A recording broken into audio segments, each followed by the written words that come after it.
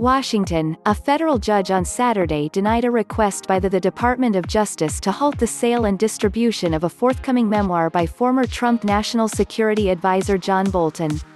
U.S. District Court Judge Royce Lamberth wrote that the government's request to block distribution of The Room Where It Happened, a damning memoir of Bolton's White House tenure, would be impossible to enforce because thousands of copies of the book have already been printed and shipped to distributors. The ruling is a significant blow to the Trump White House, which has taken extraordinary steps in the past week to quash the memoir, which is set for release on Tuesday and already a bestseller. In addition to its motion requesting that Lamberth halt sales of the book, which the government filed on Wednesday, the Justice Department has also sued Bolton personally, alleging that he violated nondisclosure agreements he signed with the White House. The Room Where It Happened paints Trump as a stunningly uninformed, craven and mendacious chief executive, and one who repeatedly signaled his willingness to sell out the nation's security interests if it meant advancing his own interests. Within minutes of Saturday's ruling, Trump tweeted fresh attacks on Bolton.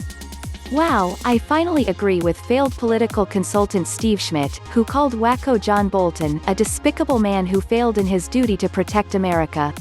Also stated that he should never be allowed to serve in government again. So true." Trump wrote. "Plain and simple, John Bolton, who was all washed up until I brought him back and gave him a chance, broke the law by releasing classified information in massive amounts. He must pay a very big price for this, as others have before him. This should never to happen again." The question of whether Bolton's book contains classified information is at the heart of an ongoing legal battle between Bolton and the White House.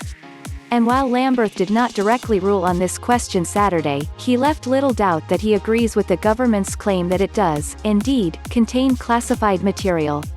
Bolton and his attorneys have flatly denied that there is classified information in the book, and point to a months-long prepublication review process Bolton underwent with the National Security Council, which resulted in several changes to the book at the NSC's request. Following the edits, the book's primary reviewer wrote to Bolton in late April to say the book did not appear to contain any more classified information. Yet according to the Justice Department, after this first review process was over, a second, unannounced review of the book was initiated, and this second review turned up more classified information that the first review had missed. But by the time the White House informed Bolton, in June, that the second review had found more classified information, it was too late.